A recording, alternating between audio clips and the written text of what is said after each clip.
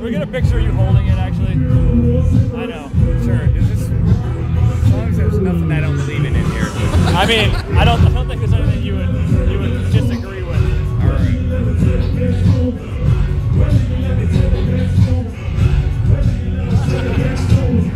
So the question I need to ask: hey, where were you? Are we on time here? Yeah, we're so on. I shouldn't stutter. All right. You go ahead. I've been working on my speech skills. I've been working on my interview skills.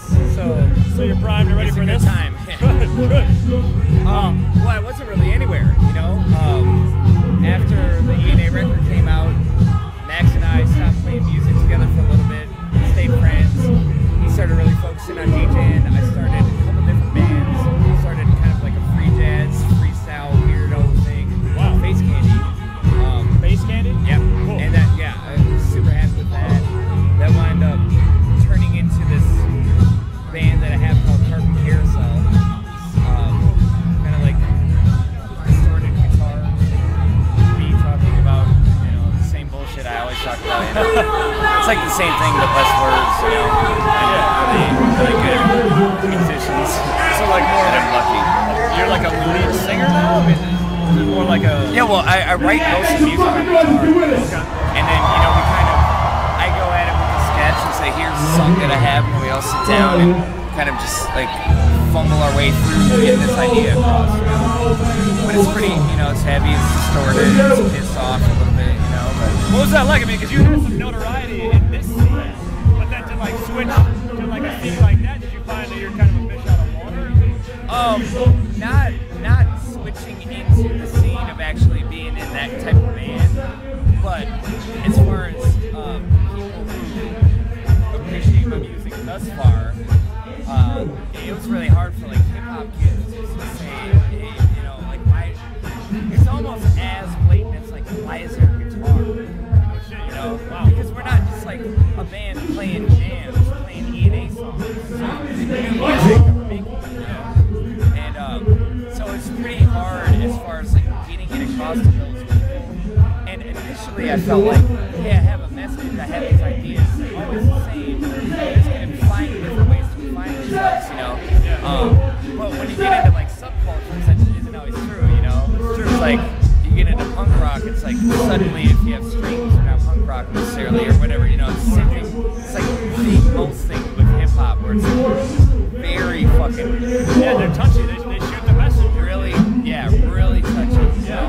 So yeah, when that started happening, I was just like, yeah, I'll play more guitar, write better songs, you know, just stop caring about it. Yeah. And then right when I freed up and stopped caring about it, me and Abilities and Max, we're like, yeah, we should make another record.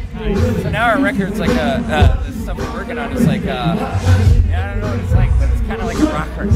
Okay, so it's more informed by the shit you've been. Oh yeah, totally. It all crosses bridges, man. Because it's like it's still all me just trying to find something. That's cool. I asked Slug this too. It seems like you kind of talked about it, but it seems like fans of like a lot of the Rhymesayers shit get really touchy about when they get big, when people get recognition. You know, I mean, well, you know, there's a couple things about that. But there's a couple things about that.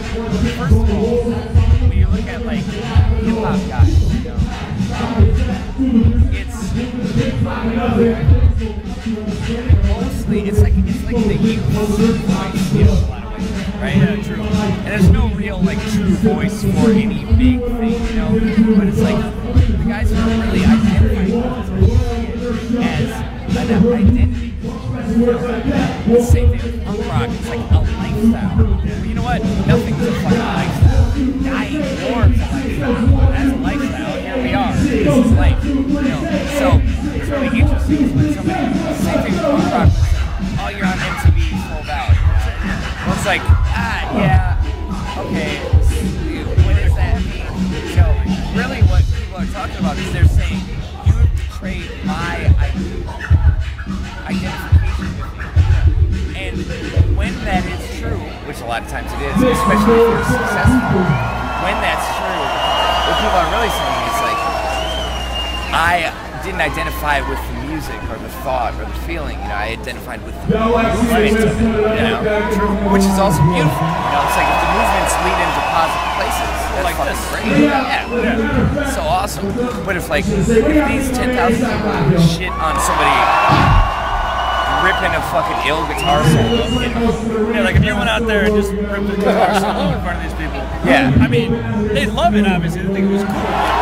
Maybe. I don't know. They might think it was a gimmick. They might think, oh, that's Eyedea out there. Fucking yeah, or sure. Funny. You know, the whole thing is like, you can't even figure out what it is for people. Especially when it's young people just kind of like attaching to ideas, you know? It's like, what's big? You know, it's like independent hip-hop is big, rap music is big, the whole thing is big, but it's like, what does that really mean? Does that mean that everybody is like putting it in an IV and taking it in and feeling the whole thing? You know, I don't know. I mean, but also, you know, Nazi Germany was big, you know?